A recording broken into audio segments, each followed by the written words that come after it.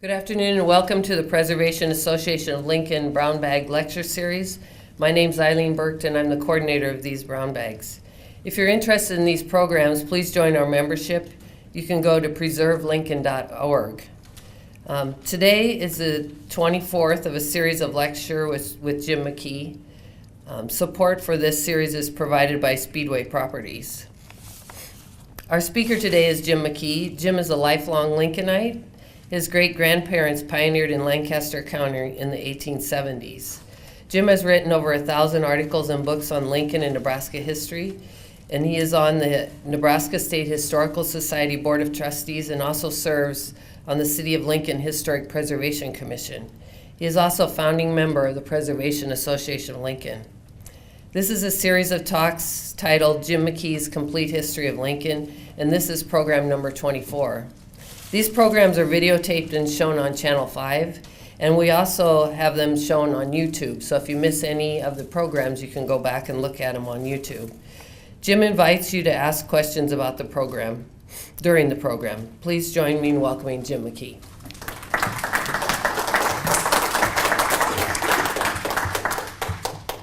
We've already talked about the history of this building, but it pops up again at this point. This is the Richards Block, which is on the northeast corner of 11th and O Streets, and most of you recognize it because it's still standing. You may not recognize it because it doesn't look anything like this anymore.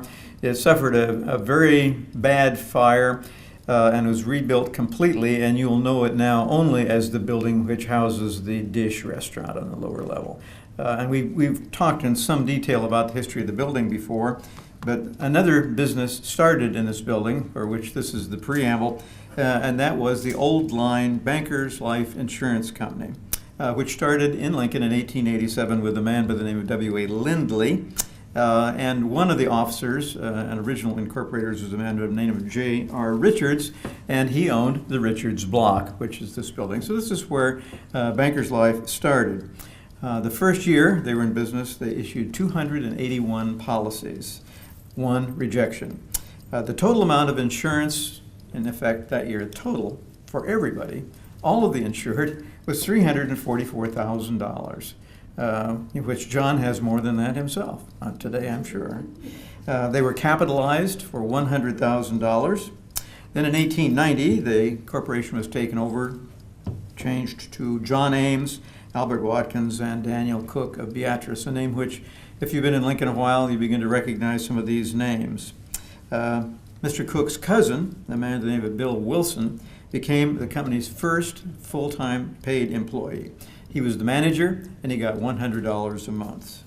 By 1892, they had about $2 million worth of life insurance in force, and they had one death of $5,000 policy, which was a very major payout for them at that time. And it also said that if they'd had a couple of those, they might have been in trouble. By 1900, that's when the Richards Block suffered that very bad fire, and they're going to move then to a new building on the southwest corner of 14th and N, after very briefly being in a building at 11th and N. Now let's see if we can make this work. Okay, and this is the building which many of you will recognize. This building was built about 1910. And by the time it was in force, they had $38 million worth of insurance in force.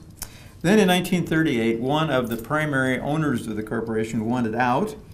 And rather than buy him out or sell the corporation, they decided to mutualize the company. This is all legal business, to change the name of the company and the way it does business.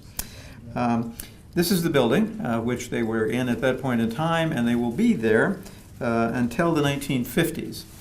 The building is interesting, and Ann and I talked about it beforehand. It was built like a fortress inside, and I hope to get some pictures of the inside, but I don't have any at this point in time, because a lot of the interior building was fireproofed. It had interior built-in concrete reinforced vaults, which all insurance companies do, and a lot of just plain vaults which they were able to remove. The thing I remember about the building is when it was torn down in the 50s again, and I guess it was torn down probably in the 60s because it sat a while before it was torn down, was they parked old cars around the building. I'm looking around to see if Ann remembers this. And then for $5, you could take a sledgehammer to one of the cars, or for $5, you could throw a brick through one of the windows. And the $5 went to finance the original Children's Zoo. So even in death, it served on. This is a picture of a bus which they took the employees on in, again, the 1950s to the new site of the new Bankers Life Insurance Company building, which will be the northeast corner of Cotner Boulevard and O. And this picture, I'm standing in my father's filling station, taking a picture looking at the old ranch market, which is about to go, and it was not a great loss. On the right-hand side would have been the Dutch Windmill, the drive-in restaurant. And there we see a sign behind it which says the future home of Bankers Life Insurance Company. At that point in time, they bought about 17 acres originally, paying $4,600 an acre for the land. This was not the first site they looked at. They actually looked at the southwest corner of Cotner Boulevard and O, which belonged to the Taylor Investment Company and still does, which included what's now a shopping center, which runs from 56th to 58th Street, and an empty building which has been Goodwill, Lincoln Telephone and Telegraph's heirs, and the filling station, which is in its third incarnation at that point in time. That proved to be too small a piece of land. It was only about a little over 2 square blocks, which would make it about 6 acres, something like that. They also looked at land at about 50th and O Streets on the north side of the street, which later will become the Villager Motel. This, too, they were discouraged in buying. That land was interesting in that it originally housed the Fairyland Nursery, which I remember very clearly, and the Fairyland Miniature Golf Course. And then directly to the west, across a little creek, which still runs through there, but now is underground, was what became Tony and Luigi's, originally known as many things, but the Blue Willow Inn and so forth. And that creek, which runs through there under O Street, is a major stream when it rains, and it drains from the southeast through there under that intersection. It comes above ground briefly on R Street, and you may get to see that sometime, because when you get to the intersection of R Street and what would it be, 50th roughly, there's a signal light, and under the signal light it says, if this light is flashing, intersection is impassable. And about every 5 years, the journal will go out and take a picture of a Volkswagen or a car floating through the intersection, because that stream still runs through there. Comes above ground in a little sort of a holding pond right there on the southeast corner of that intersection, goes back underground, and ultimately empties into Dead Man's Run. But you can fool Mother Nature a little bit, but when she puts a stream someplace, there's usually a reason. And the one that runs under East Park Plaza is the one that's near and dear to my heart, because you could actually drive 2 parallel Volkswagens underneath that tube, underneath the parking lot. But at any rate, I digress. Ultimately, their advisor, who came from Chicago, told them they needed to get a big piece of land, and that they should get a big enough piece of land so that they could control their neighbors. So one of the pieces they bought was this original 17-acre tract of land. And in order to put that figure in your mind, 4 square blocks is 10 acres, so roughly 8 square blocks. Roughly, because in different parts of the city, that land will encompass a different amount of land. But they will acquire the corner. They will acquire it from various people. Tony Domino, who owned the Italian Village, the Taylor Estate, and others owned a lot of that land, on which sat an uncompleted outdoor theater. And it had the steel up for the screen, and 2 basements, 3 maybe, dug with poured concrete reinforced basements. And the company, which I believe was from Kansas City, was going to build an outdoor theater in there. They got the screen up when somebody discovered that they were building the structure for the screen out of steel, which had been condemned in World War II. So it had been set aside for federal use, and they shouldn't ought to have done it. So there sat that screen. And of course, I was a kid, and I lived about 6 blocks from there. So I knew all about all of those empty buildings that never got built on. But Bankers Life will acquire all those.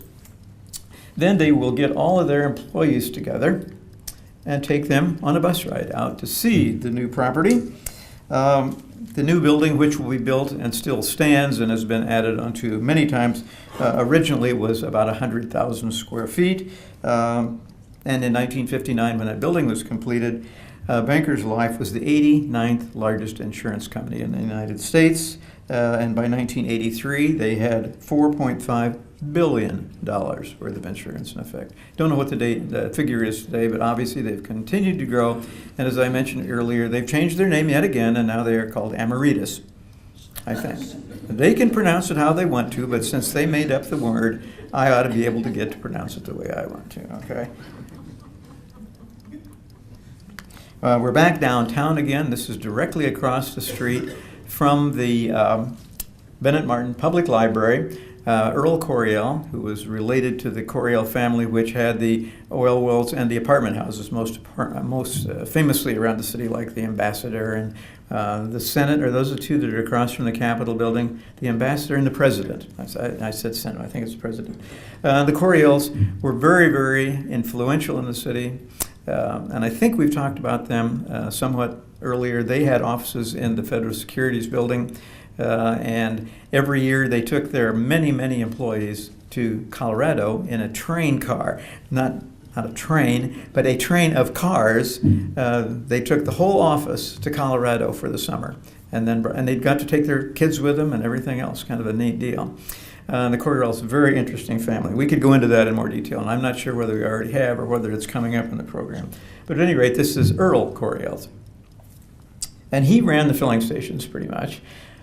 And this is the most famous photograph taken at that filling station, and it shows try something new. You can see from the car parked there that obviously it's not ethanol that we know today, but the Coryells had this theory, not that ethanol was going to burn cleaner or be better for the environment or use less oil. They had this idea that if they put 10% alcohol in their gasoline, that the entire product would not be subject to gas tax. How did that work? Not very well. In fact, this picture shows supposedly the county sheriff filling up with gasoline, and I don't know what led to what, but it did not catch on. Ethanol went away, only to come back and be born a little bit later on.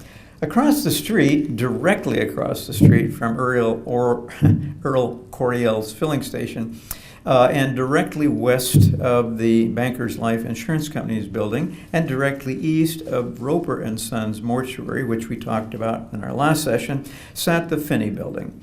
And the Finney Building was built by Dr. Finney, who hoped to build this building and have it like a miniature version of the Stewart Building, in that the top floor was going to have a club dining room facility on it.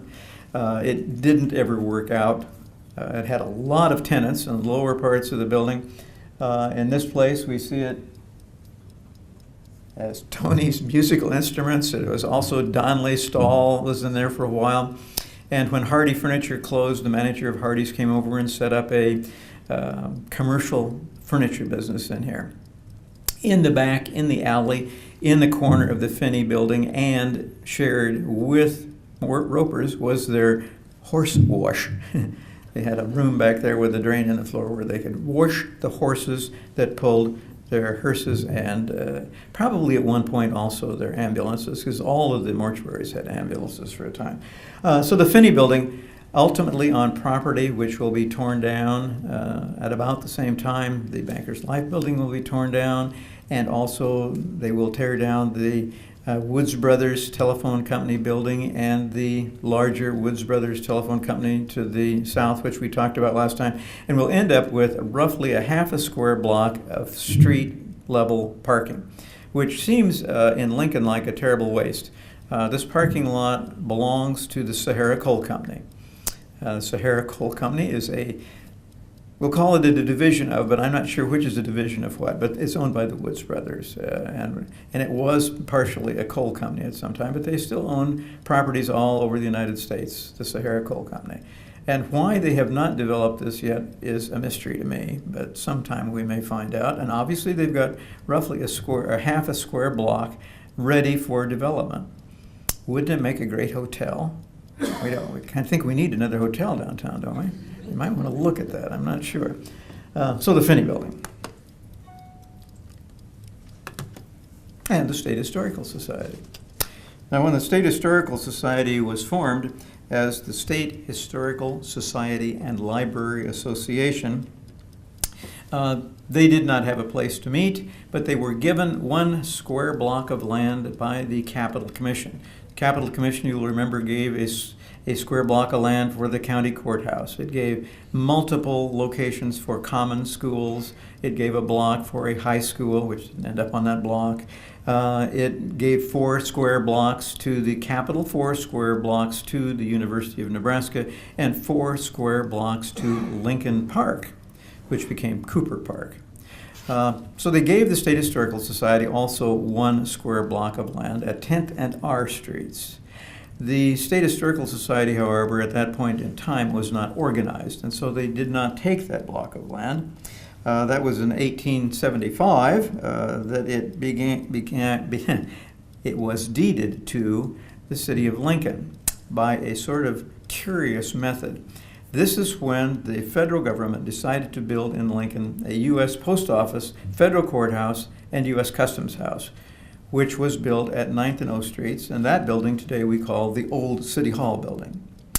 Now, because that square block, 9th, 10th, OP, had been given to the city of Lincoln by the Capital Commission for use as a market square, it meant that when the U.S. government decided that they wanted to build not just a post office any place in Lincoln, they wanted to build that federal courthouse, office building, and post office at 9th and O Street because it was a very high point of land. They said by standing in the middle of that square block of land, they could see the rim of the prairie in all 4 directions. They probably didn't say rim of the prairie because Best Street or Aldridge came along with that later. But at any rate, they said they could see the edge of the prairie in all 4 directions, partly because it was a very high point of land and they had to build that building. They lowered it. Now my memory is going to fade. I think it was 17 feet the grade was leveled.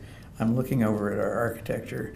I think it was 17 feet. At any rate, they lowered that grade to build that building. But that property, because it belonged to the city of Lincoln as a grant from the state, the city of Lincoln, wanting the post office, went to the state of Nebraska, to the legislature, and asked them for permission to sell that block of land to the federal government, ultimately for $1 and other valuable considerations. The state legislature said, yes, you may sell that block of land for $1, but you must replace it with a 1 block square area for a market. So the market is going to move from 9th and O to another square block of land that the city of Lincoln notices nobody's built on, 10th and R. This is the square block of land which belongs to the State Historical Society. But the city usurps that land, and on that land, they will build the first city hall building per se, fire department, police department, and so forth, city scales, everything, and a market on that block. But as the State Historical Society comes into business, they realize that's really their block of land. It was set aside for them. So avoiding a lawsuit, they reached an agreement with the city of Lincoln, whereby the city of Lincoln will purchase 1/2 a square block of land at 16th and H Streets and give that to the State Historical Society for their purposes, and the city will retain the square block of land, which is originally intended for the State Historical Society. The original plat shows it as the historical block, by the way. Now that 1/2 a square block of land really should be a pretty good deal for the State Historical Society. They have previously been quartered on university property, here, there, and everywhere. Then mostly they were in the Capitol building.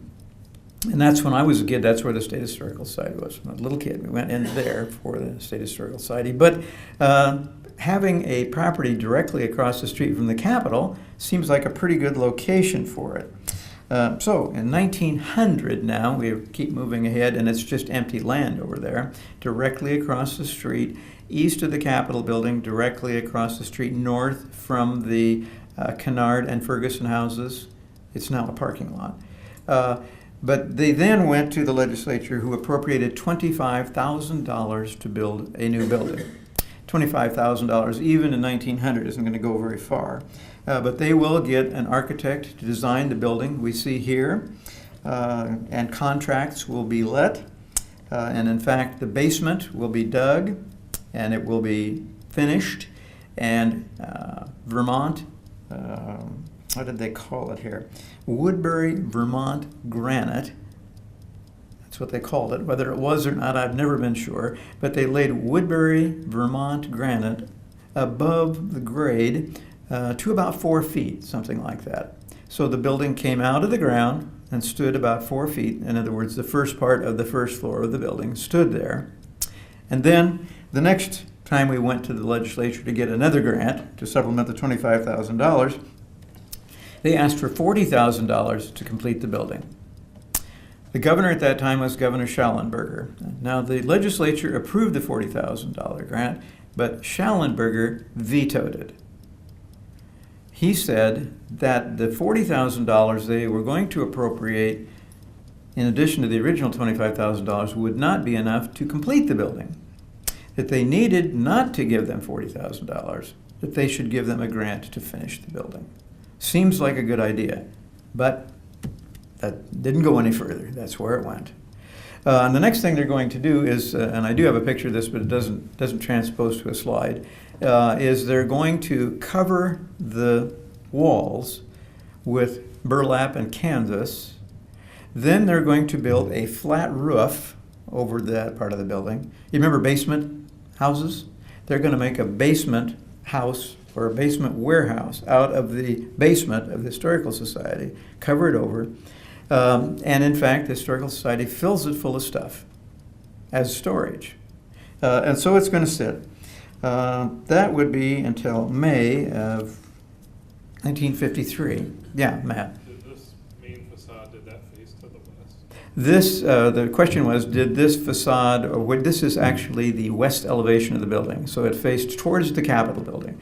If it had faced toward the east, there was a half a block of apartments and buildings there, which would not have been. So was the entire foundation built, or just? I think, as far as I know, the entire foundation was built in order to accommodate the structure. The question was the whole foundation built? And it encompassed the better part of a half of the block, but there was land around it. Okay, and there's a entrance gathered by a stair step over on the south side of the property, and we have pictures taken from the vantage of either the Kennard House or the Ferguson House, showing this rather peculiar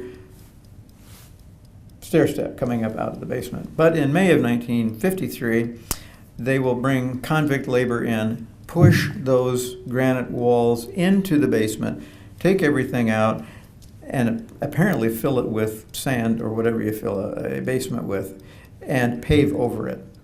So it's still there, in effect, parts of it. Now, whether they salvage any of that marble or granite, have you ever seen anything on that? I don't know either. But we do question whether there is anything left in the basement of storage from the State Historical Society, and there is no one alive that knows. The one thing that we think might be down there is the prow of the battleship Nebraska, maybe. And if it is, and it's still there, it's probably because the State Historical Society didn't know what to do with it anyway. And there it may be, but I think it's a good chance that everything of any value was taken out of there. But someday Peter Bleed, if he's still alive, is going to have an opportunity there to do another one of his famous digs. And couldn't we do ground imaging radar and find out if there's something down there? I would think we might. It might be very expensive, who knows. At any rate, the Historical Society, always wanting to be near the University of Nebraska, in 1952, July 16th, 1952, will dedicate the new headquarters building at the end of what we now call Centennial Mall.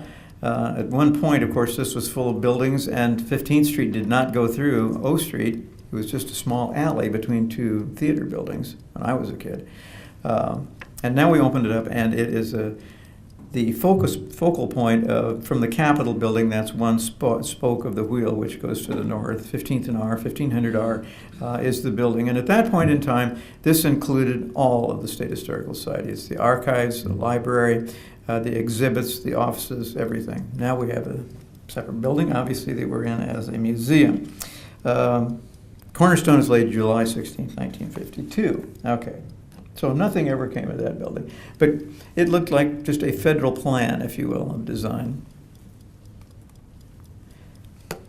Now, this picture is taken on R Street. The address would be about 1125 R Street. It would be within the footprint today of the the Lead Center, excuse me, or possibly the edge of the Kimball Theater, but right there. And R Street has been vacated. So this is the south side of R Street at about 1115. And it was the office of O.J. Fee, who had all sorts of businesses, including dry cleaning and laundry.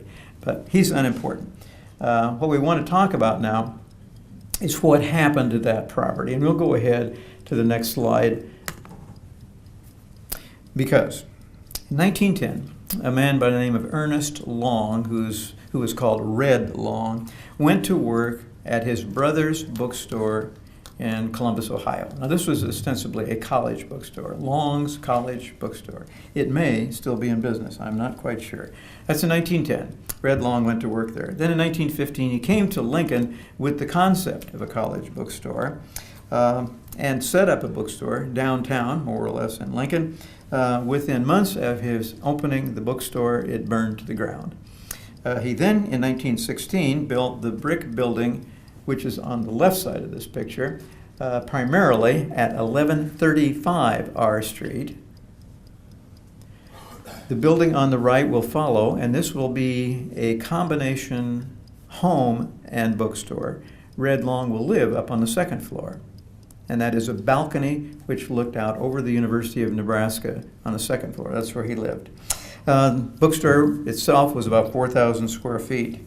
Then at some point, clear on the left, it's no longer open, but there will be a door from the sidewalk open down to the basement. Last time I did that, I turned off the lights, the screen went up, and everything went off. I guess I must have missed it this time.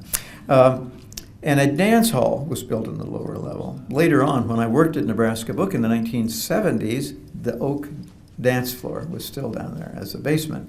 And the building was full of stairways that went up to a ceiling, went nowhere, doors opened, there was nothing there, because the building's going to be changed many, many times through the years. In the 1930s, Johnny Johnson, who grew up in Cordova, Nebraska, came to Lincoln and began working for the Long's bookstore. He immediately, however, was sent to Columbus to learn the business. Then after working in Columbus for several years, in 1937 he came back to Lincoln and bought the College Bookstore, it was then called. And 1937 he changed the name from the College Bookstore, which isn't too catchy, to Nebraska Bookstore. This was their first location. During World War II, he and others conceived of the idea of buying back used textbooks. In other words, students would buy a book to use in their classroom. When they were done with it, some of them kept them. I kept some of them forever, never opened them again, which was, so I should have sold them back. But they conceived of this idea of students being able then to have used the books and sell them back. In general, we're talking about 50% of the original value. So a $10 book, which would have been an expensive book, would be purchased back for $5 and then sold for $7.50 in round numbers.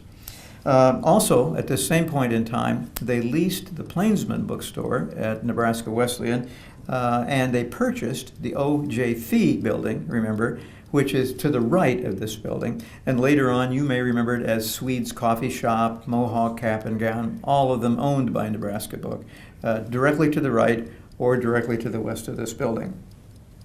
In the 1950s, they will buy the several buildings across the alley and adjacent to this building, which belong to the Evans Laundry, which we talked about in a previous program.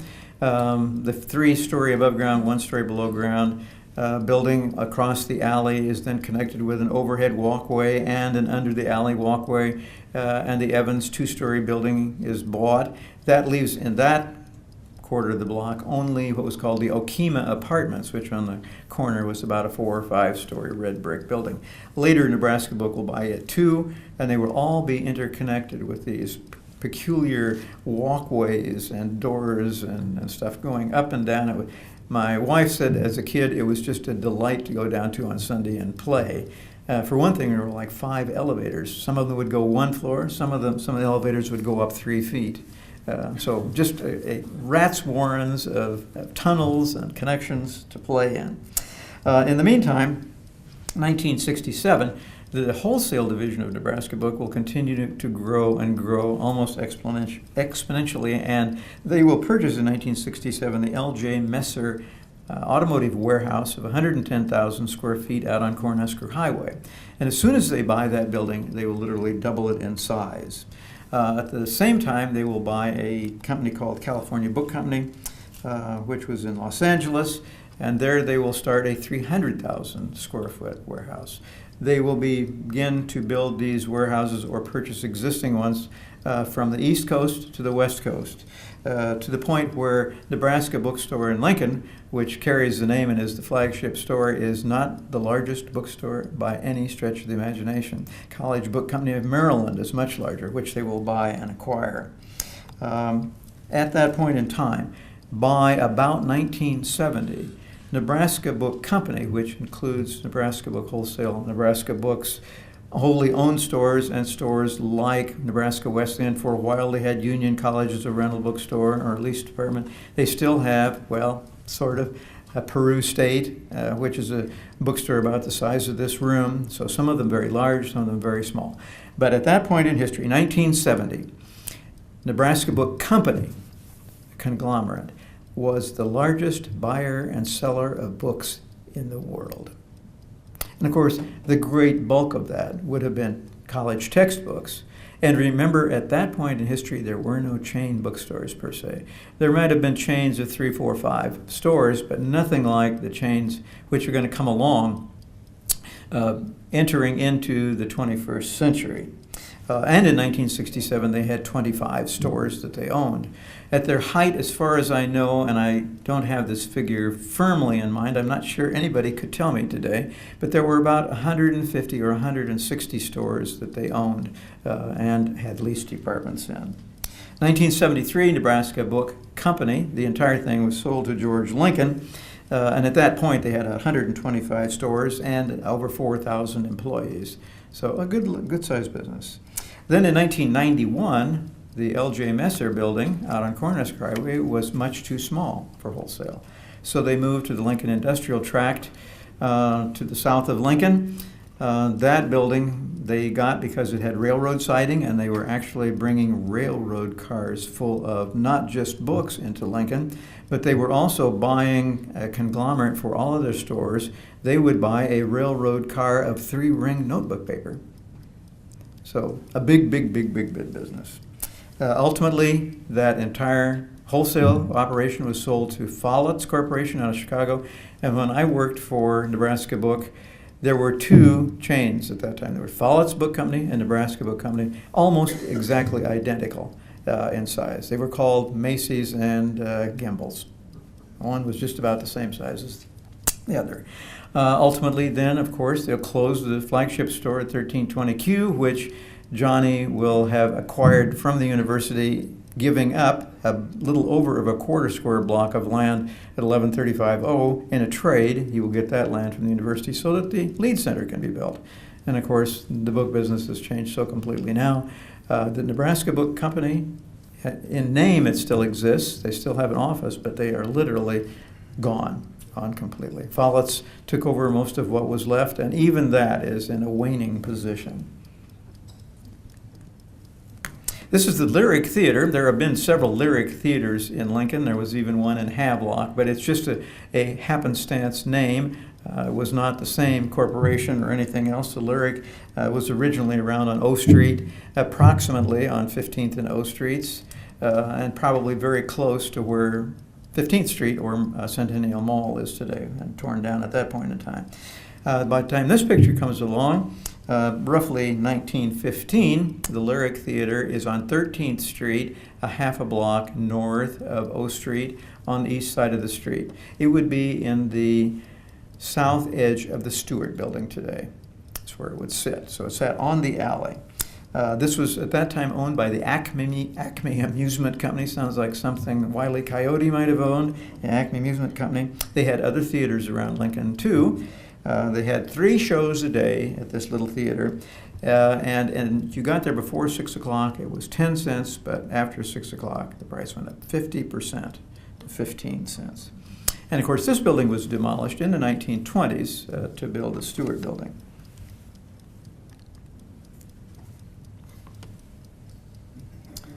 This picture is looking down O Street. We're looking at the intersection of 10th and O Streets.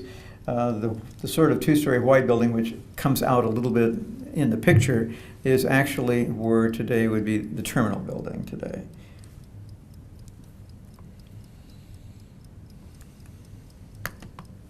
Similar vantage point, standing in the middle of 10th Street, looking towards the east. On the right-hand side of the picture, we can see the edge of the old City Hall building, which is extant. We can see Baker Hardware, the 4-story building, 5 depending on how you count it, because it's on the grade right there, looking towards the viaduct, the original of which was built in 1895. On the left-hand side, a square block full of buildings. Some of those we've talked about a little bit before. On the left-hand side is the Capitol block, and then in there we also have the Wells Shoe Company. And in fact, I think the next picture will show that even clearer. Here we are standing literally in front of the old post office, old City Hall building, and we're looking across the street, but we're looking towards the southeast. So we can see First National Bank's First Incarnation on the southeast corner of that intersection. And on the corner, we can see the bank, and next to it, Wells Shoe Company. And this, of course, will later become Wells and Frost. Wells and Frost, as a name, no longer exists, but I think Jack Wells' daughter still owns the Sass Shoe Company franchise at 48th and O, I think. Did last time I knew. So Wells and Frost kind of still around. Chapman Drugstore, and the building, the 3-story building on the corner, had Lincoln Heat, Power and Light Company, and was also where the headquarters of the Lincoln Traction Company were. Now, the Lincoln Traction Company is in this time frame now, going to, after the Depression of 1890-93, is going to start buying up all of the street railways, trolleys in the city of Lincoln, and merging them together. There were at one time 7 or 8 operating, but by the time they get done, they will own all of them. As the Depression comes in and they all fail, Lincoln Traction Company will purchase them all. I think that's all we can see in this building, the picture. Let's see what the next one is. Now this picture is taken directly on the corner, the southwest corner of 10th and O Streets. We've talked about what's in there. Clear on the left, we can see a large building, which is the Bohannon block, and left across the street, we can see the E.A. Pegler building. This is the Pegler that ultimately is going to become Cisco, but Pegler at that time was manufacturing in that large building. He was a vinegar merchant, and that's how he started. Now what we're going to build on that corner, of course, we're going to tear down all the buildings on the not quite quarter of a block corner and build the terminal building, which we know today. Now, part of this will be operating around William Sharp, for whom the Sharp building was named. But William Sharp will also, at that same time, come from Aurora, Nebraska, where he had started the Royal Highlanders, which was a fraternal life insurance company, which he patterned after the modern Woodman, which becomes the Woodman of the world and those insurance companies. He patterns it after that. They have regalia with kilts and all sorts of crazy costumery because many of those fraternal insurance companies at that time were far more than insurance companies. They were fraternal organizations as well.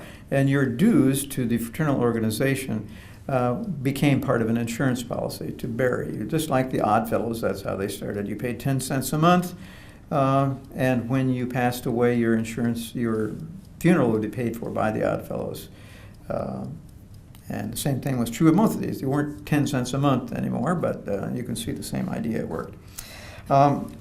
In 1915, Mr. Sharp will partner with Charles Stewart and H.E. Seidels, to demolish the buildings on the corner.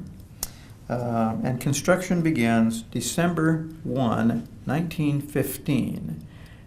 So that means they've torn down all of the buildings on the corner and begun construction December 1, 1915. I'm emphasizing that because the incredible thing is that in August of 1916, 9 months later, the first tenants move into the terminal building.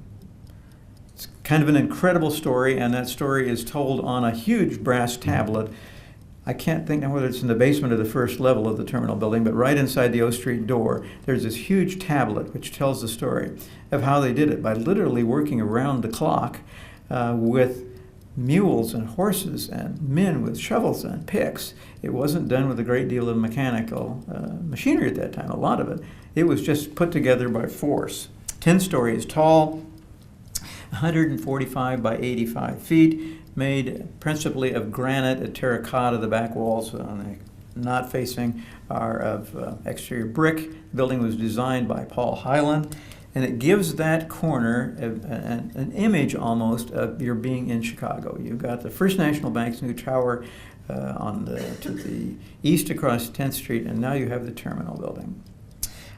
In the basement are lockers and club rooms for the employees of the Lincoln Traction Company.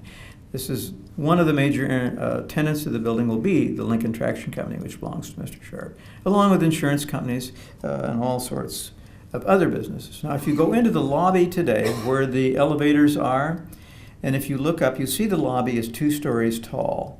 And if you look, you don't even have to use your imagination. You've just never probably looked up there. You'll see that all around on the second level are storefronts facing into that courtyard. And this was a shopping center. This is the way the building was built. And there were 14 stores around that courtyard. It really didn't work. And we really have had pretty tough times building vertical shopping centers. But that was the concept. The bank, the German American State Bank, was one of the principal, and I think Mr. Seidels was involved in that. And of course, all of these, anything that had the word German associated with it is soon going to have its name changed. Like Germantown, Nebraska becomes Garland, Nebraska. Berlin, Nebraska becomes Otto, Nebraska. The German bank, everybody becomes something else. In an interesting period of time, which I've written about, is here you've got the city of Lincoln, 65% German, which is going to pass ordinances which forbid the use of German language in retail transactions or by merchants. Suddenly, during World War I, this great massive Americanism, patriotism is going to change everything. But strangely, in a place that's pretty German to start with.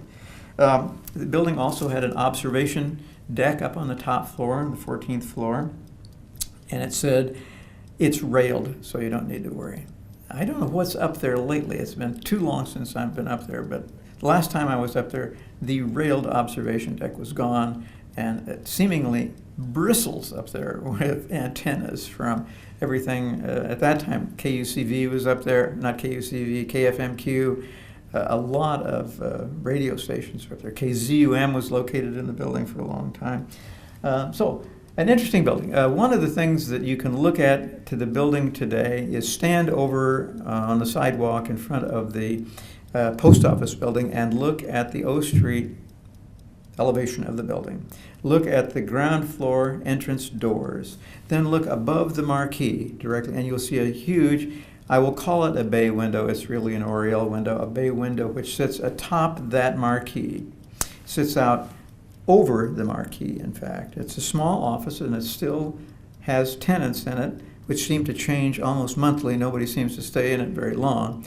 But that is where the, if you want to call him a starter, or the controller, or whatever, for the streetcar system sat. And by sitting in his office, he could look up O Street and down O Street, east and west, and he could also look north on 10th Street. So he could see all this traffic of electric trolley cars, and that's where the starter sat. And that office is still there, and you can see it very clearly. And if you go up inside the terminal building, you can see it from the inside. But it's a very small office, and like I said, it doesn't seem to be tenanted very regularly. In 1945, Mr. Sharp passed away, and Mr. Martin, Bennett Martin, later the mayor, will purchase the terminal building for $250,000. A rare bargain. And I think we've talked about the Sharp building before, but he also will get the Sharp building from Mrs. Sharp for way less than the building cost to build. The Royal Highlanders at that point in time became known as the Lincoln Mutual Life Insurance Company. Security Mutual Life moved to the terminal building briefly from their tower on 12th and O Streets, and the building changes hands a number of times, but the exterior of the building still sits and is very visible. Last I knew, the club room, the locker rooms, the showers, and everything were still in the basement of the building, as was the vault of the bank, which was obviously no longer there. So parts of it still are there. Now, let's see, we've got plenty of time for this. This is the explosion of the First Presbyterian Church building. Now, in 1867, the Capital Commission, which we talked about a little bit earlier, was giving lots of land to the city, to the county, and so forth. They gave 3 lots on the northwest corner of 13th and L to the Congregational Church. That becomes the first site of the first proper church of the First Congregational in Lincoln. At the same time, the Presbyterians were given 3 lots at roughly 10th and K Streets. They did build a building there. Presbyterians then will sell that property and buy the other half of the 13th Street face of the building and build First Presbyterian Church. So First Presbyterian Church and First Congregational Church sit on the east side of 13th Street, facing 13th Street or towards the east. In 1923, something called the Lancaster Hotel Company is formed. That's the corporate name. The hotel that they will build there is called the Cornhusker Hotel. They will purchase the site of the First Congregational Church, and they will purchase the First Presbyterian Church. The First Congregational Church will merge with a church it had previously spun off, the Plymouth Congregational Church. They will move then over to 17th and A into the, this becomes a little confusing, into the Plymouth Congregational Church and become the First Plymouth Congregational Church. And they will then begin planning their new building at 20th and D Streets. The Presbyterian Church will buy land on, 17th and F, I think, roughly, and they will build their new building there. So First Plymouth Congregational Church, when they move out, will be acquired through an interesting conglomeration involving Carl Olson and others. It will be temporarily the home of what is changing its name from the Swedish Lutheran Church to the First Lutheran Church. And they're planning their new building out at 70th and Sumner. And that building will then become Capitol View Seventh-day Adventist Church, which is what it is last I knew till today. So churches are kind of scrambling around. The Lancaster Hotel Company will build on the site after exploding the buildings. We'll start here with excavation going on. I think this is Able construction, but I thought I wrote it down, but I guess I didn't. I can't remember now. It was Able or Olson. Between the two of them, they built everything. So we're looking in this photograph at the original basement of the original Cornhusker Hotel. We're looking towards the northeast. On the left-hand side, we can see the Lindell Hotel, probably the most recognizable building there. And here goes the Cornhusker Hotel up. And when it's finished, squint at the next picture, if you will. And don't think ahead. But this is the Cornhusker Hotel in completion. 10 stories tall, 300 rooms. We can see over on the left-hand side, just behind it now, we can see St. Paul Methodist Church. It will be operated as the Cornhusker, managed by a man by the name of Harry Weaver. Then in 1930, it will be purchased by the Schimmel Hotel Corporation, which owns the Blackstone in Omaha, and a couple of other hotels, one in Wichita, the Lassen, for example. They will send one of the sons, A.Q. Schimmel, to Lincoln to operate the hotel. They will have rooms which I remember like the teepee, which later becomes sort of euphemized as the tasty pastry. But still, if you take the teepee, which is T-E-E-P-E-E as wigwam, but kids started calling it the teepee, capital letter T, capital letter P, which becomes the tasty pastry. Well, the powwow was another room, and the Georgian room. So they had several restaurants in the building. That will be operated by another corporation. The Radisson Corporation will take it over. Then the Radisson will close the hotel in 1978, selling the property to First National Bank. And this picture is the first of the series, February the 21st of 1982. The building will be imploded. Some of these pictures were taken from the vantage of the Metropolitan apartment houses fire escape. Some of them were taken by me from the roof of the Bennett Martin Public Library. So I just have to kind of watch the building. The only building in Lincoln which has ever been imploded. And they set the charges. This is where the first charge goes off. And we can see here the building is beginning to sink slowly into the horizon. And there are more pictures than you want to see, but you get the idea.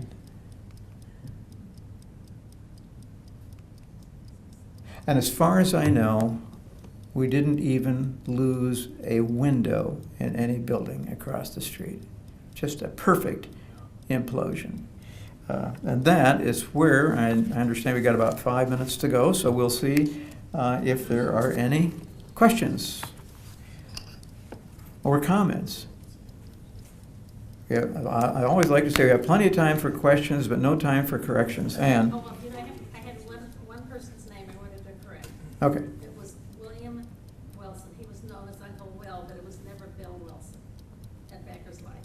Oh, he's William what? William C. Wilson, William Cook Wilson. William C. Wilson. Did I say Bill? Yes, you did. Ann is correcting me for calling William Wilson Bill Wilson, who was the first employee, he was the Banker's Life He became president. in 1900. All right, okay. Well, I once in a while mistakenly call Bob Duncan Bob instead of Roberts too, so I guess I'm just too overly familiar. Correction noted. Uncle Will in our family. Uncle Will or William Wilson. Thank you. Okay. Wayne, did you have a comment? Tell us some more about George Lincoln. Well, I can tell you, the question was, tell me something more about George Lincoln. Well, he certainly has a great name, doesn't he? He's living in the right place. He married a lady by the name of Garvey. Now that, if you're cognoscente, tells the rest of the story. The Garveys came out of Kansas and owned, among other things, grain elevators, the Garvey Grain Company. So that's where the money came from. Was the Garvey family. They purchased the Nebraska Book conglomeration. There was some intent for a while of their kids running it, but I don't think that ever really truly came about. It was run by the same people who had Nebraska Book, and then as Nebraska Book sold out to other people through the years from George, it went into the hands ultimately of what I call bean counters. And books don't necessarily lend themselves to someone who is comparing it to, say, a bobbin manufacturer or something. But a bean counter is what it ultimately became and ultimately had to sell.